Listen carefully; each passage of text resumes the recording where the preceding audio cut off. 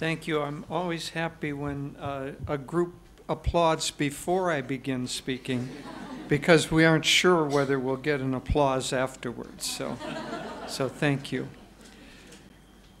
As Keshava said, Devi and I, Nayaswamis Devi and I, do quite a lot of traveling. Just a week ago yesterday, we were having our last pizza in Italy before traveling on to India. We have a very nice community there, and people from all over Europe come to the community to receive these teachings. This afternoon we'll talk again more about the life and the world-changing elements that Paramahansa Yogananda came and brought to the West.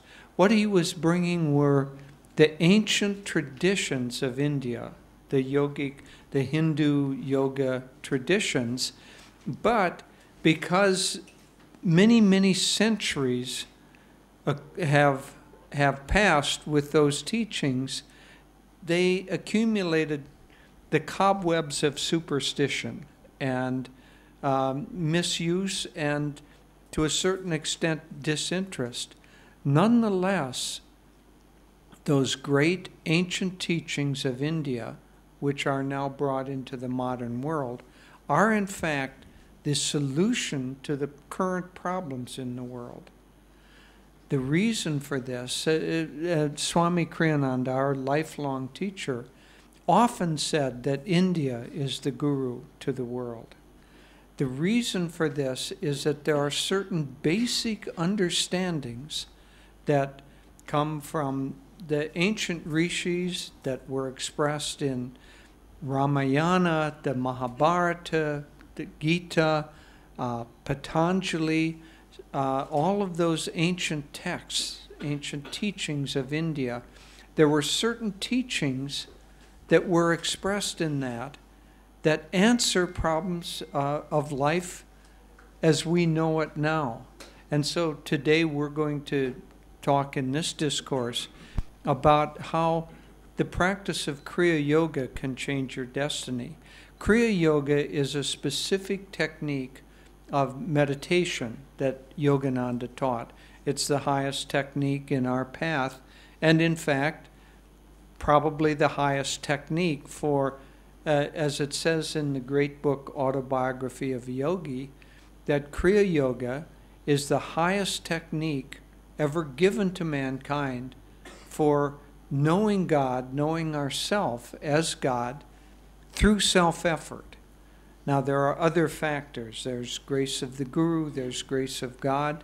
There are other factors, but Kriya Yoga is a particular technique, and I'll touch on it more later on in my talk, my part of the talk. But suffice it to say that Kriya Yoga works with the internal energies in our central nervous system. Yogananda explained that all outer worship that we do, all outer rituals that we do, might have some effect, but the real altar at which we worship is our own central nervous system. Because what are we trying to do? We're trying to work with our consciousness. We're trying to change our consciousness. And unless we change our consciousness, we're not going to have any lasting effect on what is happening in our life. In fact, one of the great teachings of India is the law of karma. And that law of karma is expressed in physics as the law of action and reaction. So if you're an ice skater and you're standing on a very slippery ice rink, and then you shoot a shotgun, the energy of the shotgun, the pellets go out one way, but you will get pushed back in the opposite direction. That's the law of karma expressed in a physical form. So what it expresses in our lives, in the lives of people, is that every time we do an action, and it can be a thought, it can be words, it can be an activity, whatever it is, the consciousness that we have, as that gets expressed in one direction, there is going to be an equal and opposite force in the other direction. So as it is expressed out from us outward, it's going to return to us.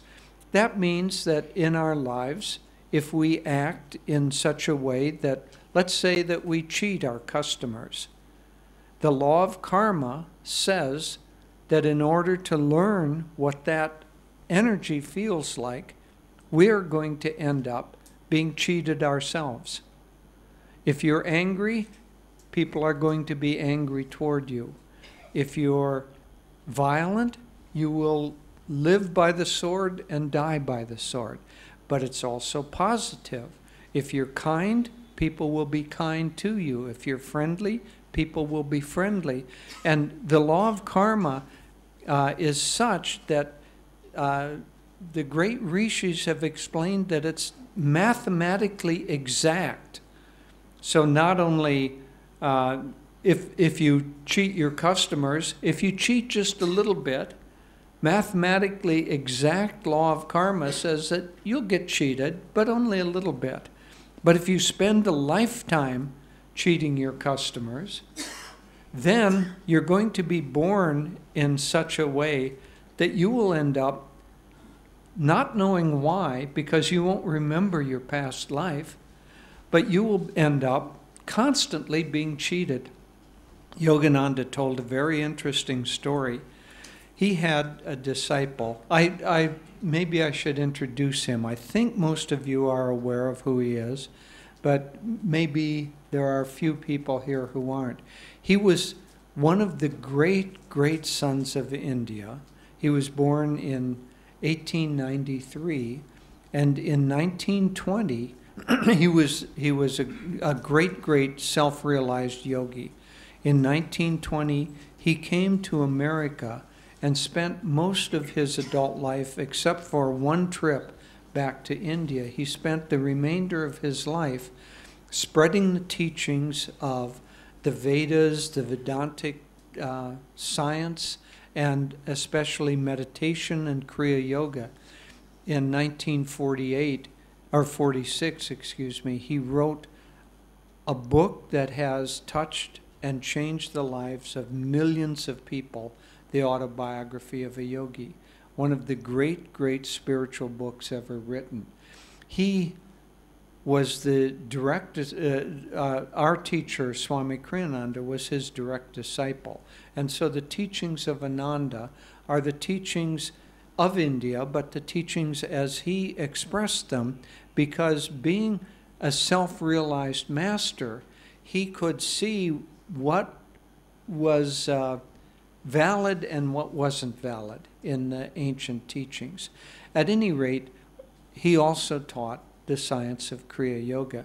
But coming back to the idea that he brought these teachings and, in a certain sense, modernized them so that we could see their applicability to the current life that we live. You know, that there's a sense that, oh, these teachings of yoga and meditation, that's fine for some ancient culture where all people had to do was live a very simple life, and when they wanted to, they retired to the forest or to the cave, and they didn't have the pressures of modern life, and so they aren't applicable to our life. So there can be that delusion that because they're ancient, they're also not applicable. I would say one of the greatest gifts of Yogananda, this great, great master, was to show how applicable, in fact, that the teachings of yoga, the teachings of how to work with our consciousness, are the answer to the problems. I would guess that if I were to ask the question, does anyone in this room feel that their life is stressful? Every hand in the room would go up. Is there anybody in the room that actually feels that their life is not stressful in some way? Well, that's good. But you'll get your stresses, I'll guarantee you. But modern life has a great deal of pressure, a great deal of stress. And the thought that, well, these ancient teachings aren't made for this current situation, they're made exactly for this current situation. Because the ancient teachings are basically the teachings of how we work with and change our own consciousness. And so when we can change our consciousness, for one, we change the patterns of our behavior. And the patterns of our behavior are going to determine what kind of karmic patterns, what kind of energy we send out, and what kind of energy we get back. So that's our destiny. You act now in a certain way. You are creating your destiny. You're creating your future according to your actions and according to your consciousness. So if you want to change your destiny, you can't do it outside of yourself. You have to do it by changing your own consciousness and your own behavior patterns. When you can do that, then you begin to have a handle on effective action and effective ways of changing your life, and in this context, how to deal with the stresses in your life. Now, how do we change ourselves? Because that's really the question here. As I was explaining, Yogananda said that the true altar at which we worship is the altar of our own central nervous system. How do we change our nervous system? How do we change our attitudes? How do we change our behaviors? How do we change our karma? Unless we can begin to affect those changes, then we're just going to be going on the same kind of conveyor belt, the same kind of momentum that we've had from the past. So if you want to improve your life, you must improve your consciousness. It's really that simple. So how do we do that? Well, we have a few things that we can work with. When we say consciousness, it's kind of a vague term, isn't it? Well, what does consciousness really mean? Is it thoughts? Is it emotions? Is it activity? Is it words? What, ideas? That's a vague term, but let me be more specific and break it down into its component parts. One aspect of our consciousness is our thoughts.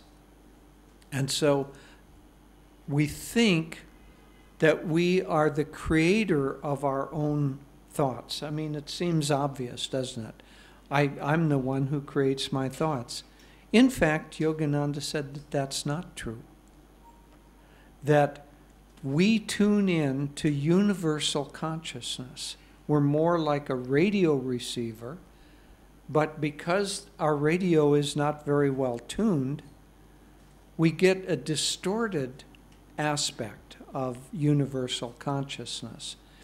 But as we tune in more clearly, as we increase the power of our mind, we can begin to gain control over how we react to things and how we think about things. So most of the time, we're in a very reactive mode. I don't know if when you were coming here, you looked at the weather and it looked threatening. You probably had some sense of reaction to that threatening weather. You might have enjoyed it because, oh, the air feels so fresh, and Delhi has been in a drought in the past. It'll be so nice if it rains. You might have reacted negatively. Oh, I don't want to go today. Well, maybe I'll take a chance, but I certainly don't want to get drenched with the rain coming down. So everybody reacts to things all of the time. And most of the time, we're not even aware of our reactions. So that reactive nature that we have Do we have any control over it? If we aren't aware of it, do we have any control? Well, we can take control over it. One of the things that Kriya Yoga does is it teaches us to combine a couple of things. One, it teaches us to control the willpower. Now, Yogananda said that willpower is how we direct energy. So he said that willpower, the definition, is desire plus energy directed toward a goal. Let's say you want to pick up a bottle. First, you have to have the thought that you want to pick up the bottle. But if you just have a dreamy thought, oh, I'd like to pick up the bottle, I wonder if the bottle won't just kind of rise up to my hand. If there's no willpower behind that, if you don't send from the thought, if you don't send the energy through your nervous system to your hand and your other muscles, you won't bend over and pick up that bottle. So it's, to use another analogy, the willpower is the switch that turns on the light. You can have the idea that I would like to turn on the light, but unless you go over and use the switch, the energy won't flow through the wires to the light. So that willpower, that switching mechanism, is one of the basic fundamentals of our consciousness. And if we cannot begin to gain control over our willpower, then we're going to be passive according to whatever life situations come. So to use the analogy again of the rain, if we use our willpower, we can protect ourselves, whether we like the rain or don't like the rain. The rain is going to happen. Your liking it or not liking it is not going to change whether it's going to rain today. Nor is it going to change most of the other things that are happening in your life. But the intelligent person carries a little umbrella. And so if they're walking, they can protect themselves by the use of their willpower. They can open their umbrella and protect themselves from the rain. By the use of your willpower, you can create a little protective shield over much of your life and much of the things that are going to happen. But now here is a very important part. Most of the time, we don't try to control our own behavior. We try to control circumstances outside of our life. So if we're in an argument with a person, we only rarely stop and think, well, what is my part of this argument? Maybe I acted incorrectly. Maybe I was acting in an angry way, and that's what started the argument. We rarely think that way. We think, how am I going to control the other person? How am I going to convince them, or how am I going to shout loudly enough, or how am I going to overcome them? How am I going to control the weather? Instead of thinking, maybe I should carry an umbrella. The umbrella is our own ability to control the circumstances, not of other people, not of other things, but of our own consciousness. And unless we can gain that control, we're just subject to the whatever happens. Yogananda came to America in 1920, and at that time, most people, he was always with people. And many times he would go to business clubs and introduce. He had so much dynamic energy. He would talk about Indian philosophy and how it can improve your business. And he would go to some men's business club. Well, in those days, everyone smoked, cigars usually. And so he would come back and his clothes would be saturated with smoke. His long hair would be saturated with smoke. And he didn't like the smell of it. He wrote a letter to one of his chief disciples saying, I came home day after day after day, my clothes and hair were saturated with smoke. One day, I decided I can't control the fact that other people are going to smoke around me, but I can control my reaction about it. I decided that Divine Mother was in the smell of smoke. And from that time on, it has never bothered me. And so that outer circumstance that you're reacting against, realize that at the center of it is your reaction. Not the thing, your reaction to the thing. And so the key is to control your reactive process. Well, how do you do that? Unless you begin to gain some control, first over the willpower that you have. And Yogananda said, we can increase our willpower. We can train it, just as a dog can be trained to walk on a leash properly. We can train our willpower. He said very simply, the way to make your willpower stronger is to take on a challenge that's a little bit difficult for you, and then make sure that you accomplish that challenge. If you do that a few times, you will begin to develop in yourself the ability to finish what you have started. And then you can take on a bigger project and a bigger project and a bigger one. You can train your willpower, you can train your mind. There are phenomenal feats of mental power. In fact, we're going to have a seminar here with a man who has developed some healing, but as I understand it, he holds the Guinness World Record for remembering the most numbers. And it's something like 1,785 numbers. Now, most of us have trouble remembering 3 phone numbers. To be able to, but regardless of that, and I'm one of them, I must say, regardless of that, the mind also is trainable. And so how do we get at the ability to work with our own consciousness? That's where Kriya Yoga comes in. Consciousness has basically 4 aspects. I've touched on willpower, the mind. It also has to do with the focus of the mind, the concentration. Now, meditation teaches us to concentrate. In fact, Yogananda defined meditation as deep concentration on God or on one of the aspects of God. Aspects being something like light or sound or joy or love, peace, different aspects of God. And we have courses in all of these kinds of things if you're interested. But meditation is deep concentration on God or one of the aspects. So as we meditate, we learn to focus our mind.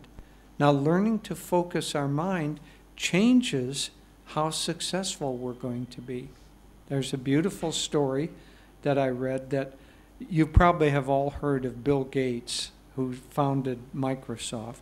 Then there's an investor in America named Buffett, Warren Buffett, probably the most successful stock investor ever. The two of them are friends. They were visiting the home of Bill Gates's father.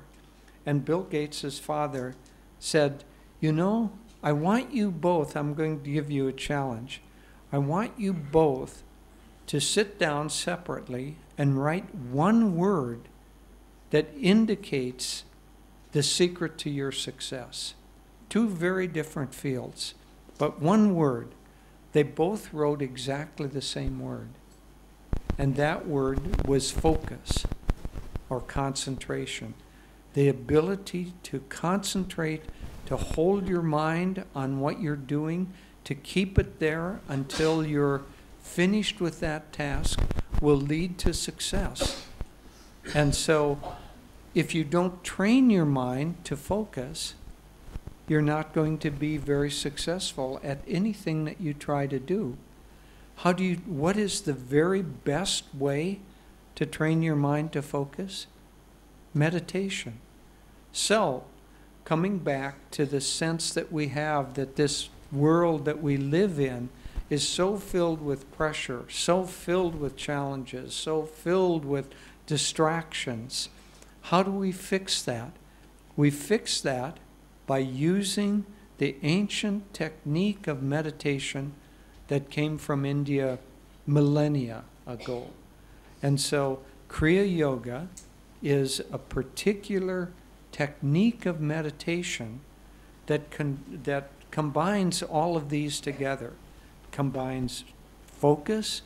It also combines the control of energy, because in Kriya Yoga you use your concentration and a particular breathing technique to control the energy in your own central nervous system.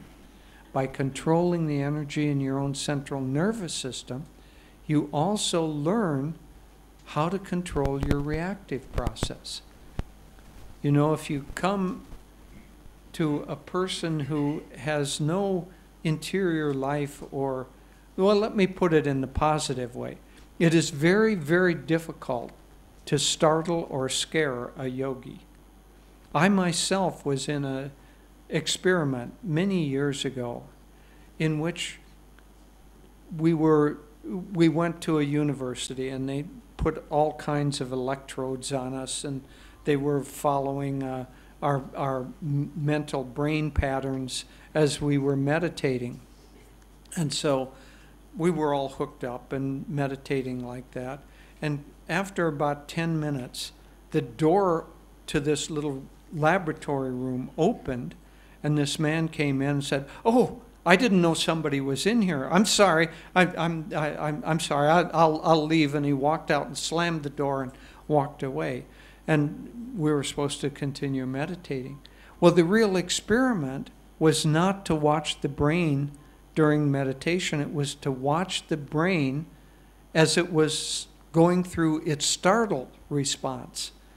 And what they found was, for experienced meditators, after that disturbing little incident, they returned to, and they watched it all in the brainwaves, they returned to a state of calm, focused attention within 30 seconds. Other people, it was 15 or 20 minutes before they could get back to trying to calm themselves a little bit. So meditation and Kriya Yoga and focusing the mind and learning to control your willpower, and most especially learning to control the reactive process, how you react to things, all of these things are central and centrally taught in the practice of meditation and of Kriya Yoga. Those are the exact tools that we need to live successful lives, to be able to have an umbrella that protects us from the stresses and the distractions of the world that we live in. Without these, you're just subject to all of the environmental problems. I don't mean just pollution. I mean noise and environment and the distractions and the pressures of work and pressures of school and financial difficulties, all of those. Without the ability to control your own central nervous system, the world will control you. But if you can control yourself, you will become the king and the queen of your environment.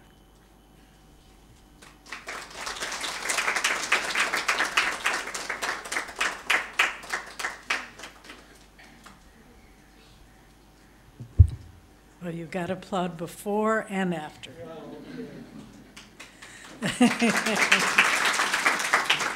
No, I wasn't asking for that. So I welcome everyone. And I know there are many people here, both in this room and downstairs and outside, that are here for the first time to Ananda Sangha. And we want to welcome you. As you may have heard, Nayaswamis Jyotish and I have been part of this work for 50 years.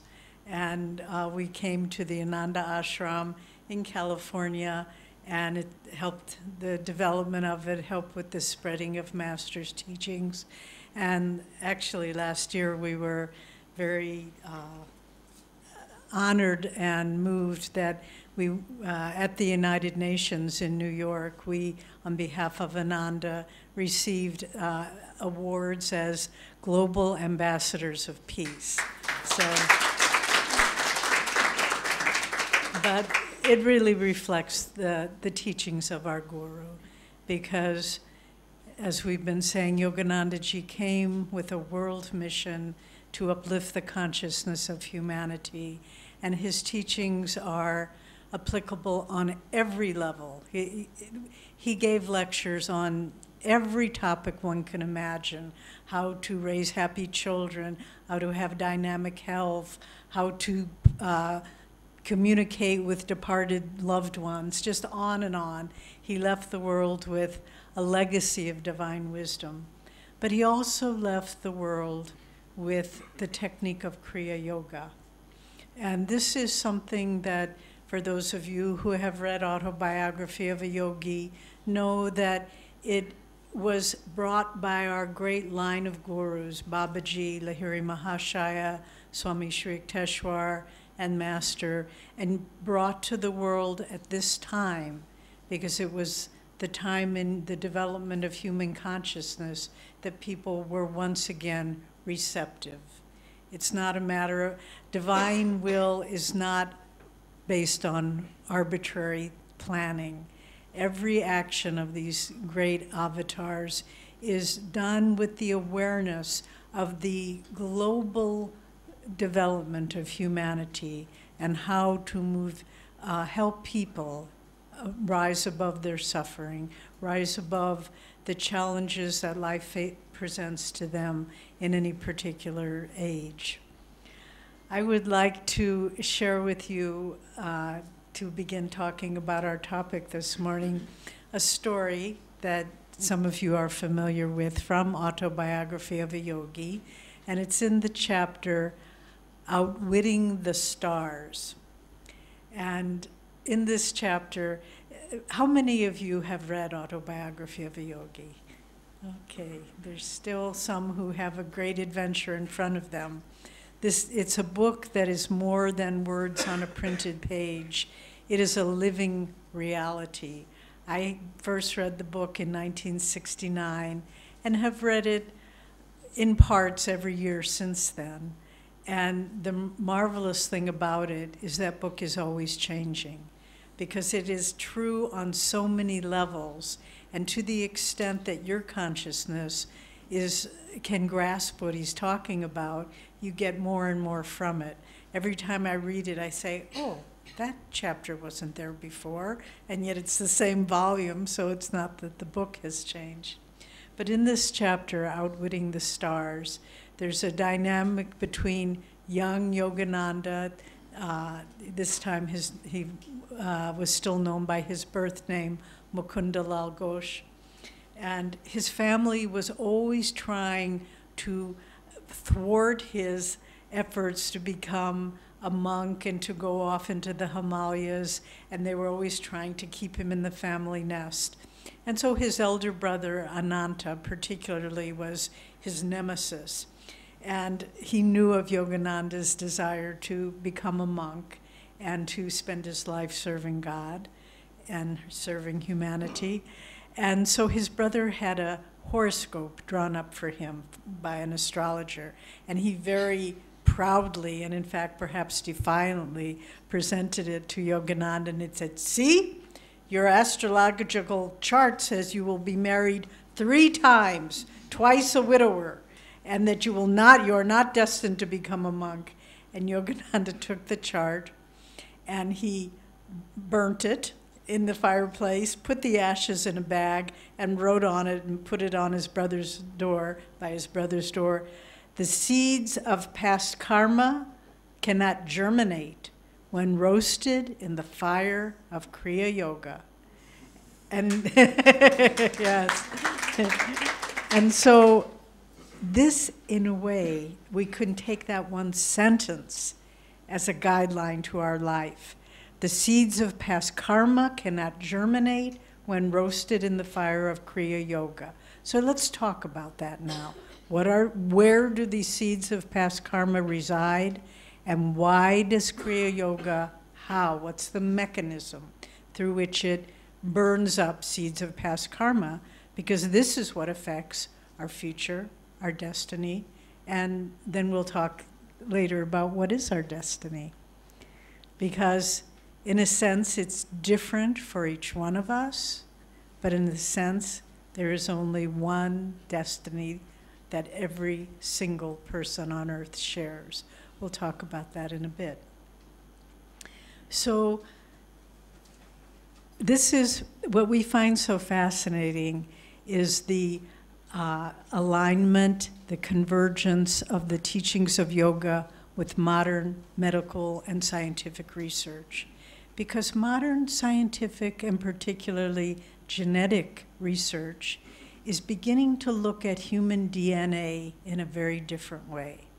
When I was in school, they taught us that DNA, we are born with a genetic pattern, and this determines if we have a predisposition towards certain illnesses, towards certain mental problems, towards certain gifts and so forth. But modern genetic research is saying, no, it isn't fixed in that way. And particularly when they're doing research on the effects of meditation on genetics. They are truly, it's thrilling, they are finding that the practice of meditation actually begins to change the patterns of our DNA.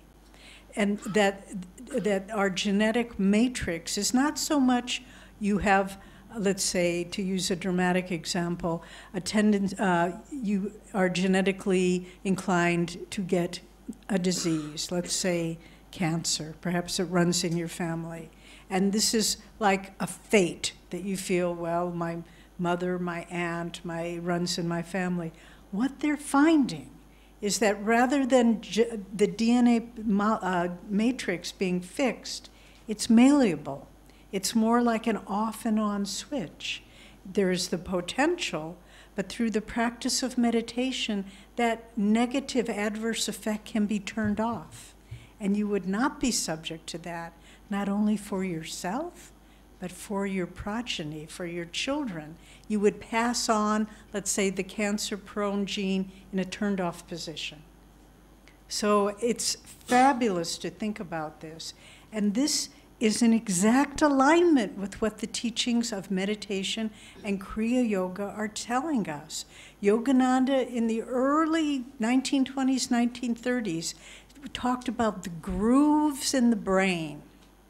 And now we would probably talk about computer programs that are in our brain. What he's talking about is karmic patterns that we think are fixed. But through meditation, we can begin to change those grooves in the brain. Because, as Jyotish was saying, karma is, we put out energy, the energy returns to us, equal and opposite. Mathematical formula. But then those energy patterns reside in not our physical body, although they can manifest in our physical body, but they reside in our energy body, in our astral body. And even more particularly, they reside in the energy spine. Remember, Jyotish kept saying the real altar that we worship on is the central nervous system. That doesn't mean the physical brain, the physical nerves so much, but it means the energy field that determines through which our physical body manifests. There are 3 bodies that each one of us has: the causal, or the ideational body, the astral, or the energy body, and then the physical. So Kriya Yoga works on the astral, the astral energy body. How does it do this? Because we learn through first preliminary meditation techniques, and these are all taught throughout our Ananda centers everywhere and online. You learn the basic techniques, energization exercises, where you begin to get a feeling of how to use willpower to direct energy. Then the technique of meditation technique of Hong Sa, where you learn to focus that energy. And then we come to Kriya Yoga, where we learn to use the life force that we've learned through our willpower to direct, and through our concentration to internalize it and bring it up the spine to the higher centers of awareness. As this happens, we create a magnetic flow of energy that begins to dislodge these vortices of energy, these past seeds of past karma, which will not germinate when we roast them in that flow of energy. And so this begins to change everything. Things that you thought, well, I've always been this way, or he's always been that way. We have lived in Ananda Kriya Yoga ashrams for, as we said, 50 years. We have seen the transformation of many, many thousands of people around the world from all religions, all cultures, all backgrounds. It has nothing to do with that, because the science of Kriya Yoga is a universal science.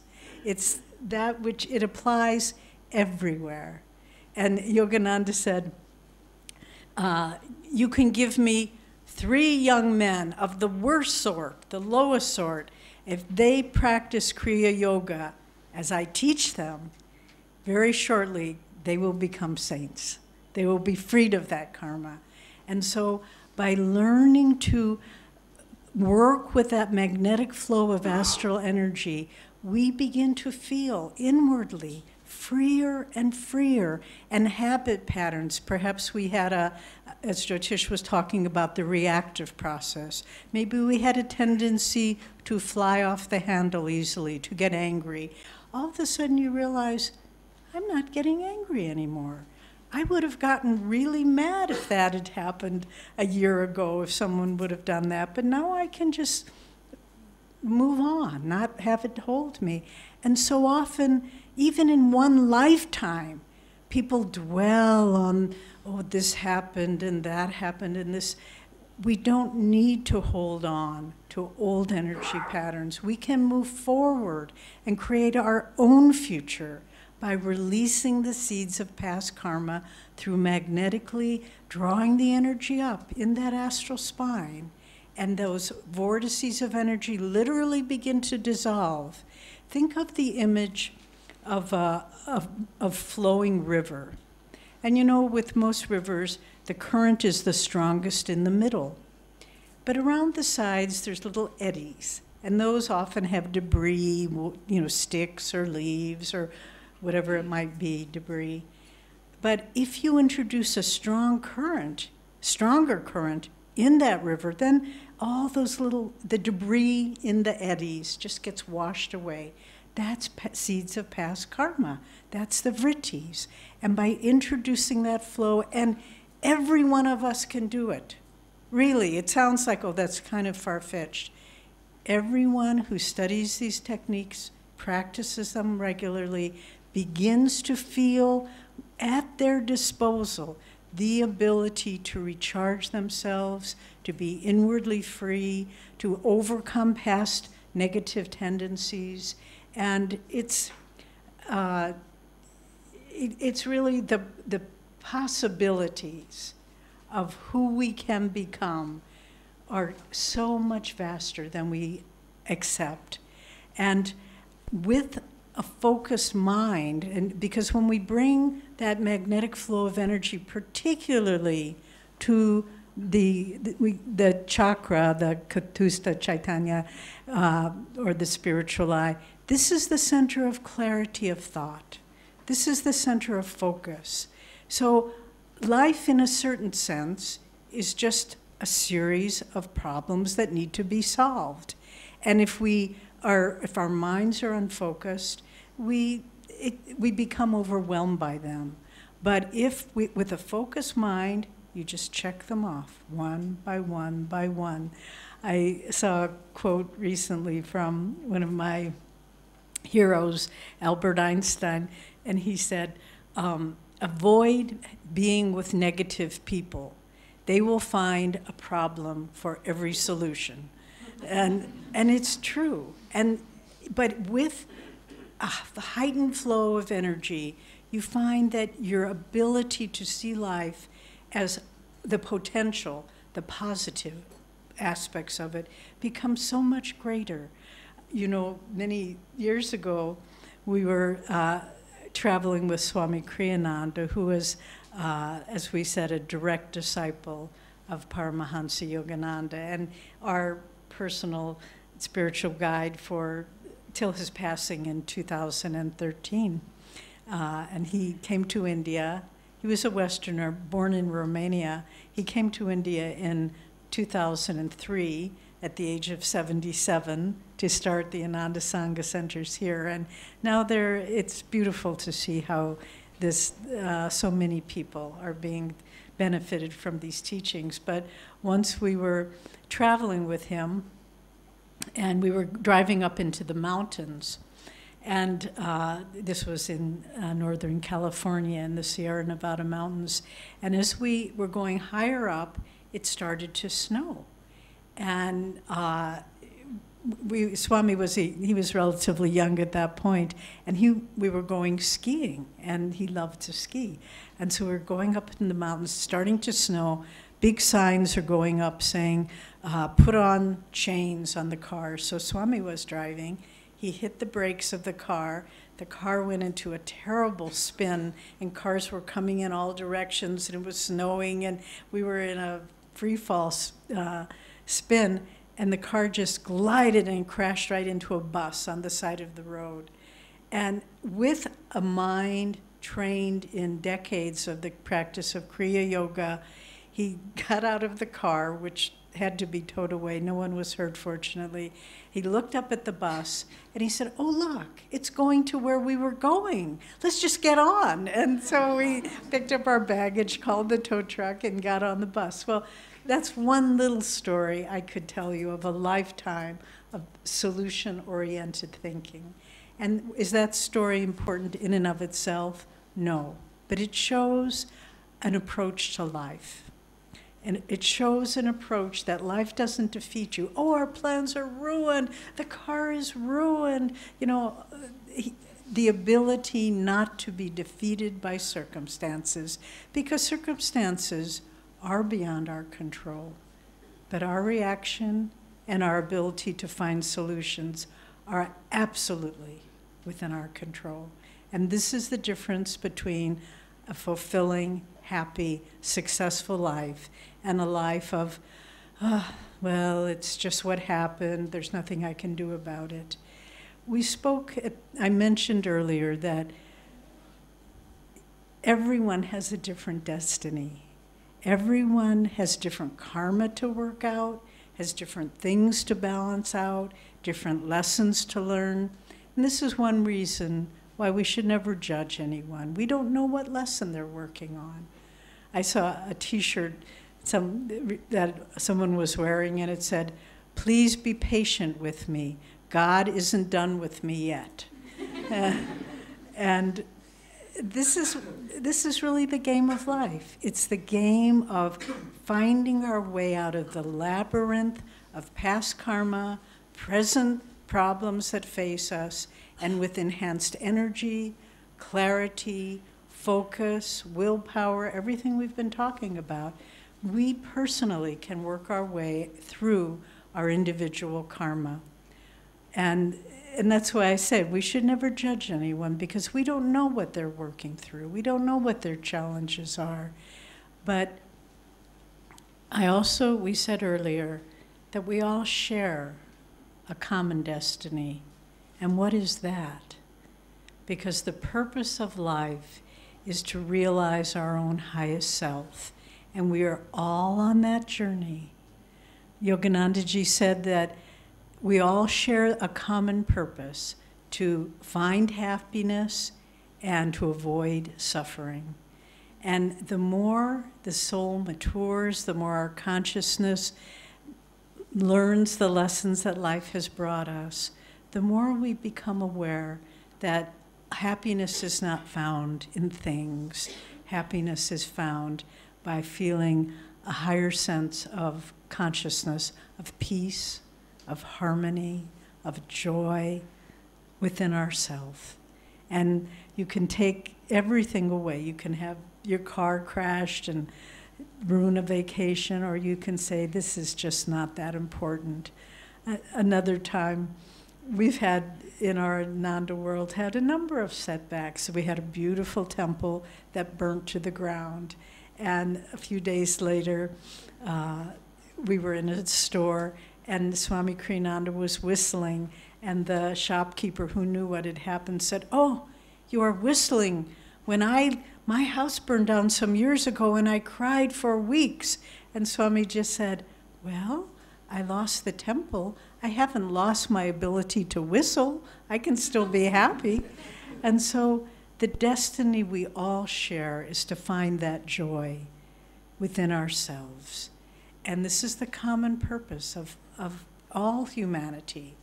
You look at one of the reasons I so enjoy being in India is you see such an array of humanity on so many different levels. In the West, it's more uniform. There isn't the marvelous variety. But here you just see people, just cultured, educated, refined people that are just struggling on a very low level of existence. But we're all having the same destiny ultimately.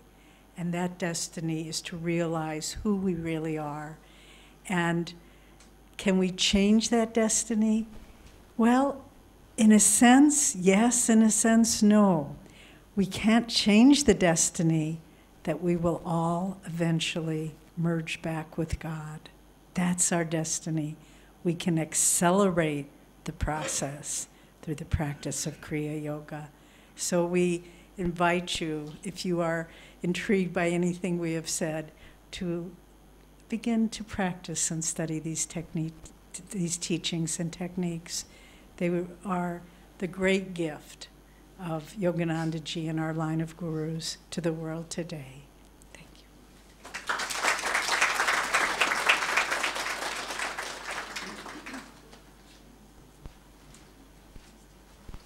We have a little bit of time, so we can answer a few questions if anyone has. We will try to. Yeah, we'll try to answer. The difficult ones Devi will answer, and the easy ones I'll take.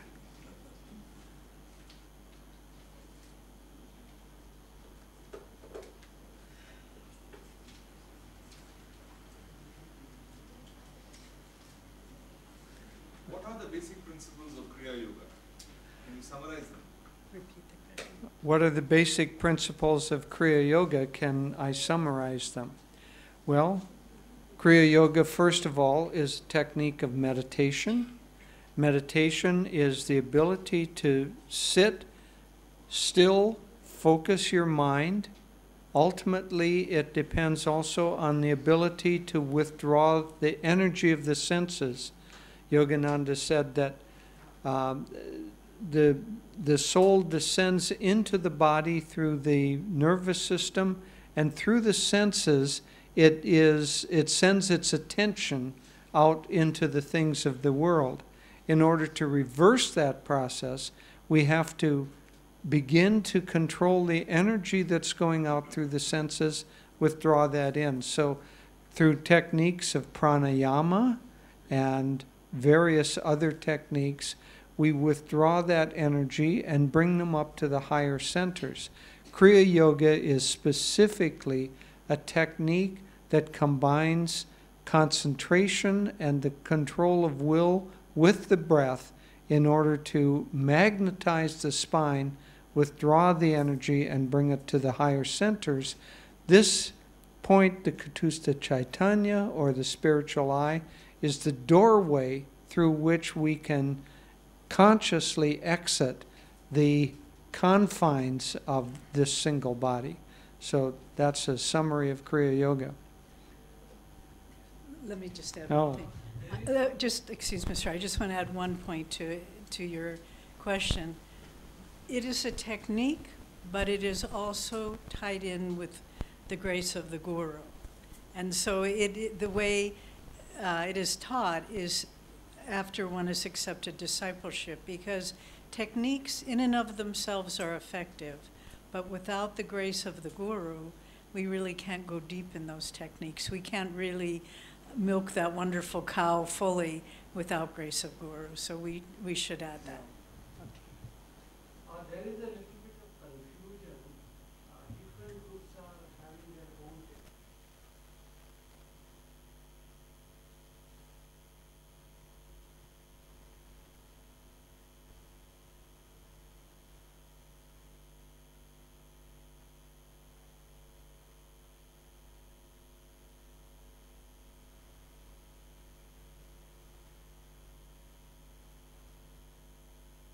The question is that other groups also teach versions of Kriya, and some groups feel or promote theirs as not only the best way to do Kriya, but the only proper way to do Kriya. Frankly, most Kriyas are very similar. Most Kriyas have very similar effects. Many paths have some kind of Kriya.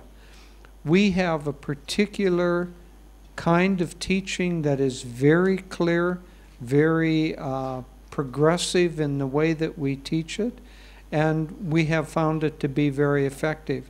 I won't go so far as to say that other groups are wrong because they practice their way. There are many, many ways, many streams that lead to the same ocean. So I would rather say that if you run into a group that says, my way is the only way, that you should find another way.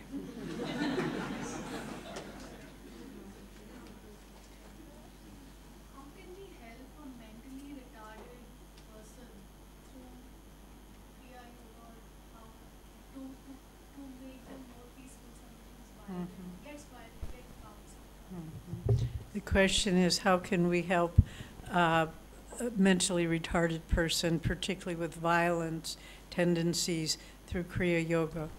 Well, they wouldn't be able to practice Kriya because it takes control and discipline. But having said that, if those caring for that child or the person, if they themselves can create an atmosphere of peace, of harmony, of centeredness.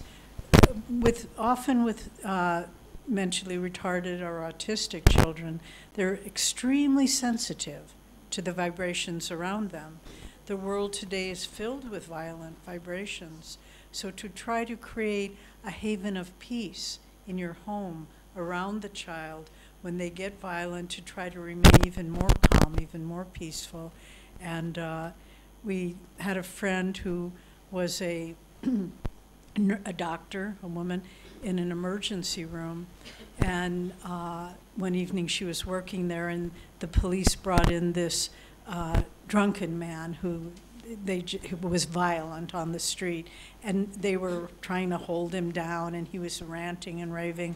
And our friend was a Kriya yogi.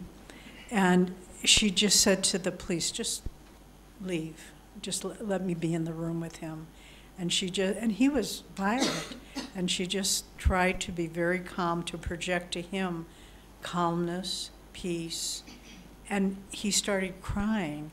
And he knelt down and he took her hand, and he didn't understand what was going on, but he said, will you be my doctor? Will you help me? And so we can help. We can have a tremendous impact on people around us, bringing calmness and hope and peace into their lives through our ability to develop these qualities within ourselves. I'll just touch one more aspect. We don't have time to go into it, but we are all magnetic beings, even more so than physical beings.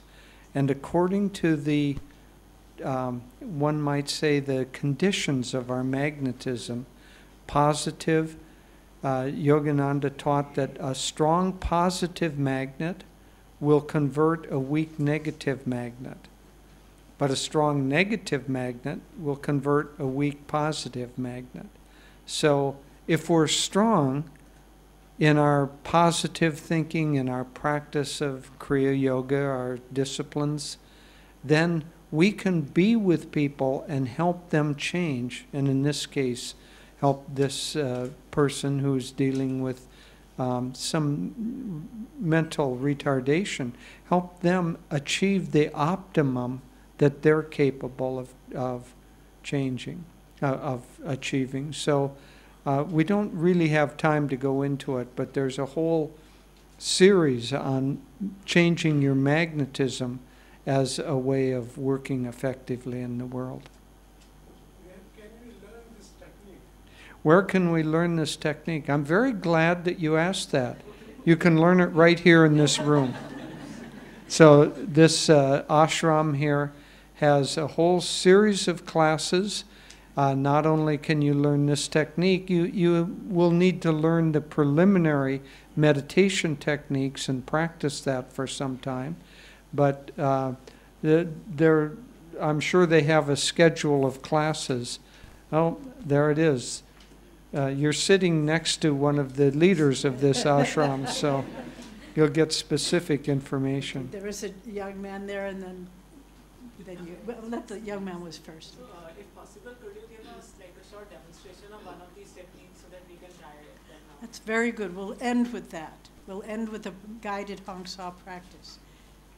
Actually, ma'am, I look at you as an idol because I am also a family person. So I just want to know, like, is it really very easy to go together? Like, I'm a doctor, my husband is a doctor. So many a time it happens like you both are having the same education, same qualities, and you're dealing with the same kind of the people in front of you. So while looking at you, like while hearing you, I could, does it happen sometimes that who is the show stealer, like you are saying something, he's saying something, and like if we are in the same field and doing the same thing, like, so I've been into this technique for the past 2 months, and we are going very nicely, both of us. So like, I just want to know, how do you maintain the harmony of this, both entering together, sitting and maintaining that balance? Because it happens many times, most of the people must be having this, because we are sharing the same place at my clinic, and it happens like if he is speaking, I prefer not to speak, and if he is speaking, he prefers I should not. And while it was like when Swamiji was speaking, you came up with the views you said in between, but the harmony was maintained. Now that's a very perceptive question. Of course that's true. I'll just start with a joke. A friend was talking to, I was talking with a group of women friends, and one of them said, you know, I'm getting along so much better with my husband now that we each have our own computers. And then someone said, you know, I'm getting along so much better now that we have our own desks, workspaces, office spaces. And then they were going on, and we figured the secret to happiness in married life is not to share. But of course that's not true. You know, it's a very subtle point that you raise, but it's very important, because particularly if you see the goal of life, not am I important, are my ideas that they need to be heard, but if you think, I am trying to transcend the ego. I am trying to get myself out of the way. So if something needs to be said, if he feels it needs to be said, if I feel it needs to be said, it's not about us. It's about the thought. So in working with your husband as a doctor, it doesn't matter who comes up with the idea. It doesn't matter who gets to express it. The important thing is that the idea has been found, or the work has been done. And so it's another quality I love very much about Indian people, is there's, by and large, a very inward sense where they don't push themselves forward. And so just to try to find a balance. And in global society, India, America, everywhere, the power of women is coming up, and it's very important. And so I think we need to find a voice, and we need to use that voice, and we need to help work with our partner in such a way. And I have to say, I'm very, very lucky in that Jyotish has always encouraged me to find my own strength. And so we need to work in such a way that our partner supports us in finding our voice, expressing it, and then working together harmoniously. Okay, my turn.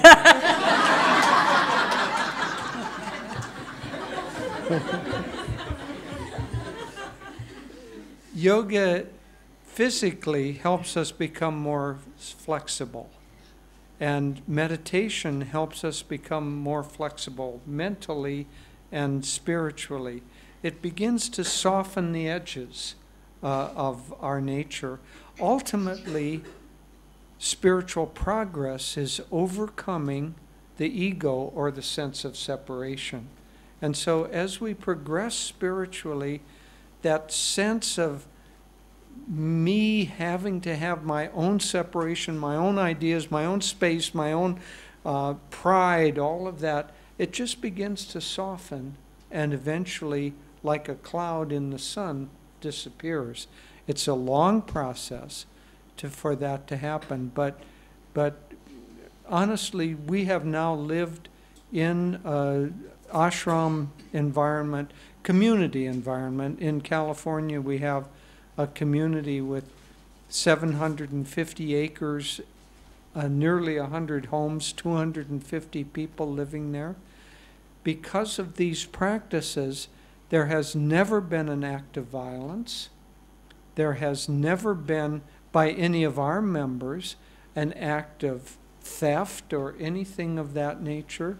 And so you begin to see that certain practices produce happy individuals and happy society, where cooperation and the reduction of the hard edges of ego really becomes possible.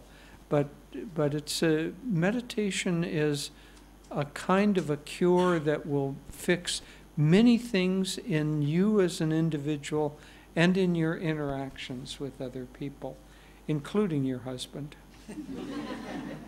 Now, just add, and dare to begin, I know you have a question next, but for people, it's very important, if you can, for families and couples to meditate together, to practice, have a spiritual practice together, whatever it is, because then you're joining together at the highest aspect of your being. And given the nature of Maya, there are always disharmonies and problems in life. But if you have that connection at the highest level, you can always return to that, even when things get difficult. So it's very important. You had a question? Yeah. Okay. I am Vikesh Ghosh, and I'm a professional visual artist. So I wanted to know why all the Gurujis changed their name, and what was his real name, and how to control the emotions being a creative person. Okay, why do the gurus all change their name, and what were their original names? And most swamis, including ours, their name ends with Ananda, which means joy. And then before that is something indicating a particular pathway or element that they take in order to find that joy. So our teacher was Kriyananda, Ananda, joy through the practice of Kriya. His teacher was Yogananda, joy or the achievement of bliss through the practice of yoga. And not all swamis have that, and our order we don't add the Ananda, we just have the quality. But in fact, I'll tell a little story. When Devi, Swami Kriyananda gave her the name Devi, which means goddess or mother, divine mother. And so he came into a restaurant. She was having lunch. She was not maybe 3 years on the path at that point. He said, I'm going to give you the name Devi. It means divine mother, and you'd better live up to it. So most of them take a name. Spiritual names have the element of either something, a quality that you already have, or a quality that it would be good for you to develop. And sometimes it's the name of a person who has that quality. And as far as a creative and being a creative person, you know, the practice of meditation and Kriya Yoga unlocks tremendous creative energy. About 15 years ago, Jyotish came home one day and he said, I'm going to start painting. I've never picked up a paintbrush in his life. And self-taught, just began painting and painting. Some of his beautiful paintings are on display in this ashram or in the boutique. So we all are creative. I mean, it could be how you cook, how you have conversations with other people, how you raise your children, how you deal with health problems in our profession. So it isn't just the arts in which we can be creative. It's how to make, in fact, Yogananda said. No, I said I'm a creative person, how to control the emotions. How control emotions. Well, I'm a very sensitive and emotional person. Acha. So how to control the other people's emotion also. Okay. How people deal with us. Okay, how to control emotions. Well, again, the practice of meditation and Kriya, the more you begin to enjoy the sense of peace and calmness. We are family people. We have a grown son and 3 little grandchildren, and 2 little and 1 older. And when our little grandchildren come over to our house in California, we have a meditation room. And the little girl, whenever she comes in, she said, I'm going to go into outer space. And she goes into our meditation room and she sits there, and to her that's going into outer space. And I don't know what she experiences there, but I think it's a sense of calmness, a sense of expansion. And so if our emotions are turbulent, then by practicing meditation, we begin to retrain our consciousness, and so that we enjoy that sense of peace. Once I was upset recently about something, and someone said, do you want to talk about it? And I said, no, I really don't. I'm leaving that behind me already. And, and so it's the ability to quickly, like we were talking about slamming the door and reacting, when you start feeling emotional, if you feel sometimes emotions they're not all negative after all, but if you're in a situation where you know it's going to create volatility, then to learn to calm yourself. So I think through meditation, and you begin to enjoy that feeling much more than the volatile emotions, which it begins to feel like a toxin in the system, where meditation starts feeling like drinking a beautiful drink of fresh water. And in fact, I'll just add very briefly, I can't go into it in great detail, but the practice of meditation changes the brain. It changes structures in the brain that are reactive, that bring about anger or the primitive brain responses. The practice of meditation diminishes the energy going to those primitive areas and increases the energy going to the prefrontal lobes of the brain, where you have more control and more discrimination. And so it's not just kind of anecdotal, oh, this is nice. They now are able to study in more detail. So the practice of meditation will help, but you also need to practice a little bit of self-restraint, not suppression, but self-restraint. You don't need to give yourself permission to get angry all the time and say, oh, I'm an emotional person, therefore I have the right to be angry, or I have the right to be upset. Or you can practice some restraint and train yourself. Really, meditation and the yogic practices don't suppress energy, they transmute the energy into a higher direction.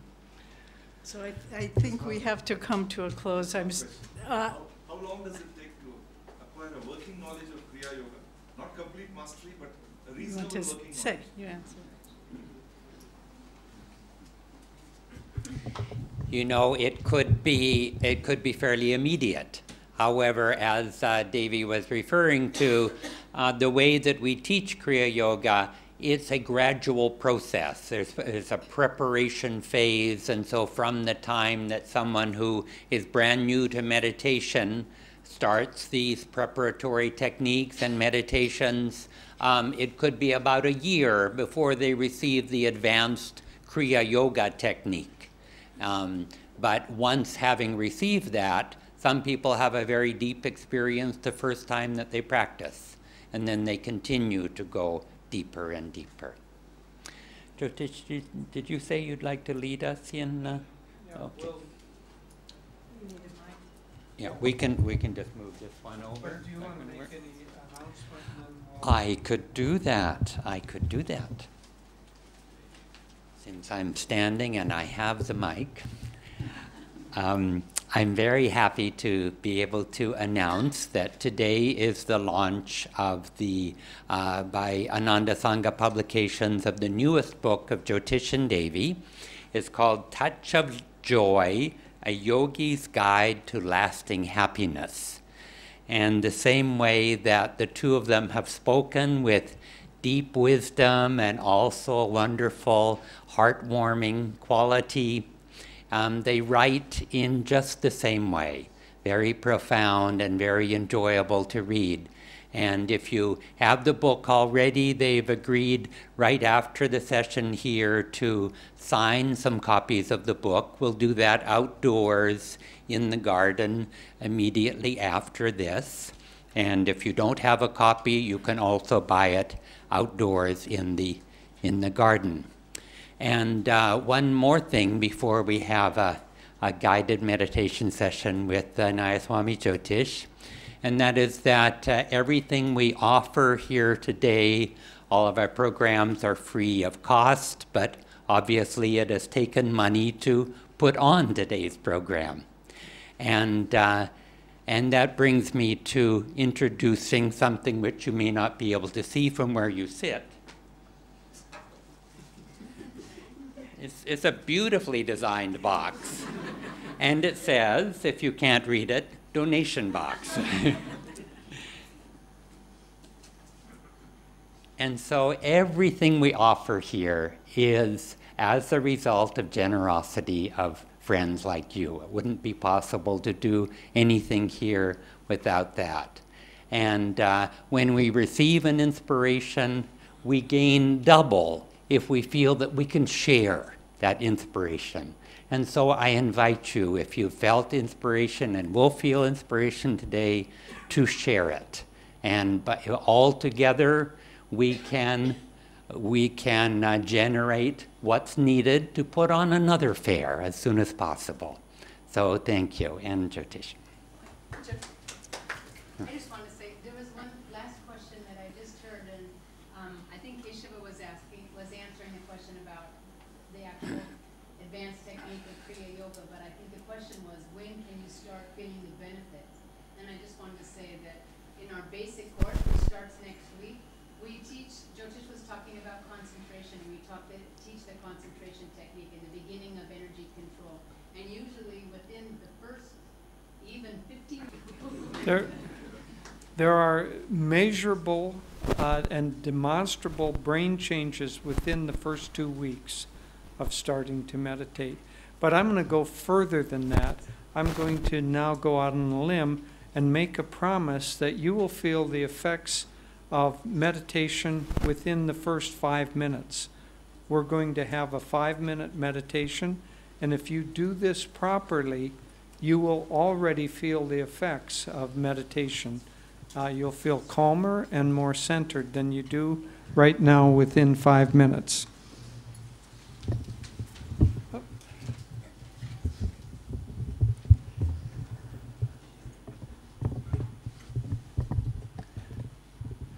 So, as much as you're able to, given tight seating, sit up straight.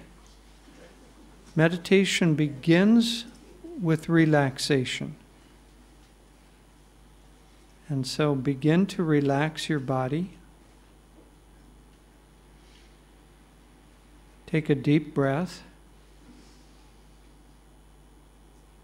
and let it out. And feel as you do so that your body is becoming more relaxed. Again, do that. Now this time, take a deep breath and tense your whole body and then throw the breath out. Deep breath. Tense. This helps rid the body of subconscious tensions. Again, inhale, tense. Relax. And one more time.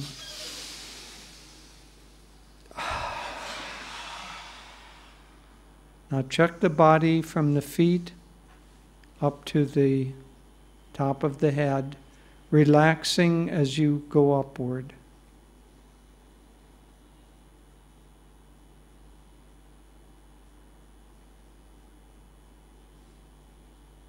Especially check to see that you're relaxing the abdomen.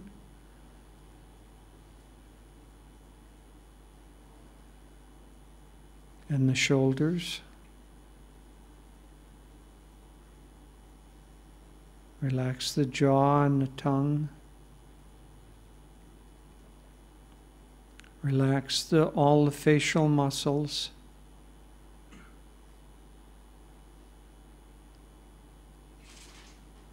And now let your gaze gently rise so that your direction of your eyes is in a slightly upward direction.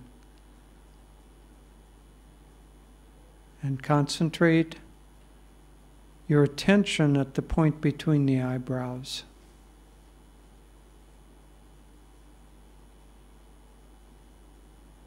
As you concentrate there, let go of all thoughts of past or of future. Just be present in the moment. And we're going to do a technique of observing the breath. So become aware of the breath in the nostrils.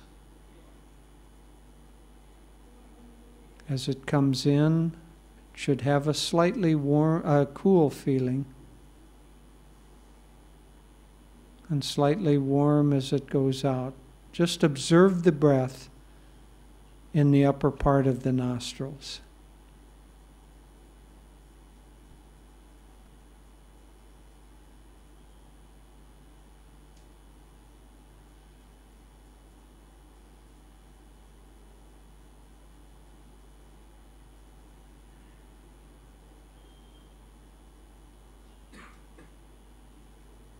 Now, as the breath comes in, mentally chant Hong.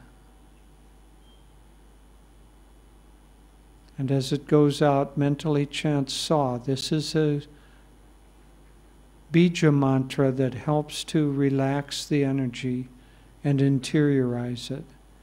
But the primary focus is on feeling the breath and observing it.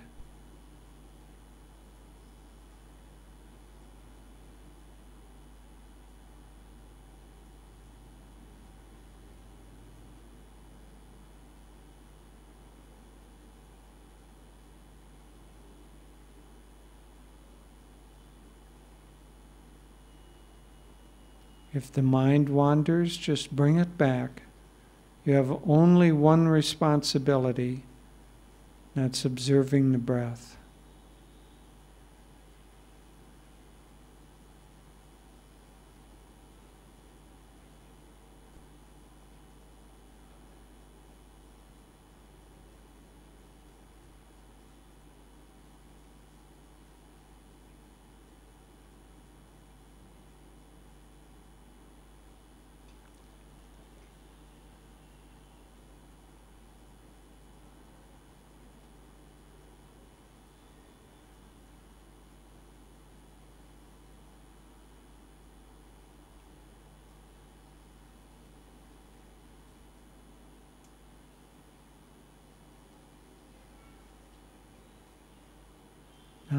continue observing the breath and become very relaxed with it. Some people will feel that the breath is getting a little bit more shallow. Others might feel a longer pause between the inhalation and exhalation. Just enjoy either of those feelings.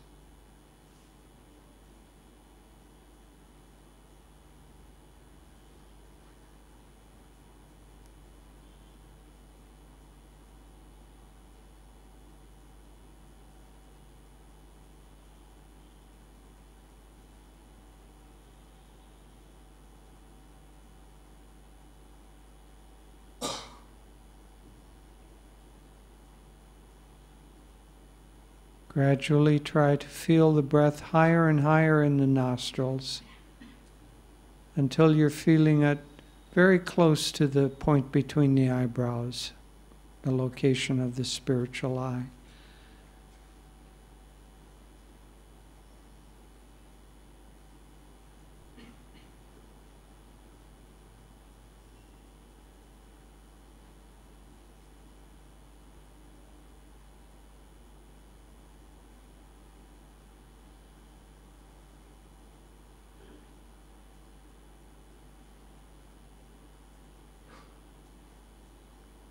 Okay, take a deep breath and exhale and open your eyes. Now, didn't you feel calmer and more centered after just 2 or 3 minutes of that? You can use that simple technique. That's the beginning basis of meditation because it focuses the mind and the concentration, and it brings the energy into the upper chakras. You can use that even before you sit down to have some discussion or work. Anything that might have a little bit of tension involved in it, if you withdraw into your own self and go into that exchange in a centered way, you'll find that it goes much better.